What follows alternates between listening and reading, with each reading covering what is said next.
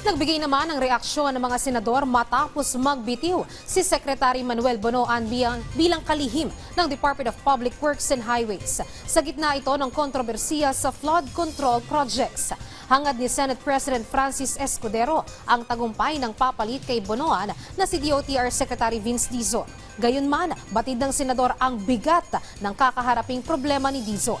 Kumpiyansa naman si Senate Majority Leader Joel Villanueva na ang magiging malaking hamon ang pagtalaga kay Dizon para malinis ang ahensya.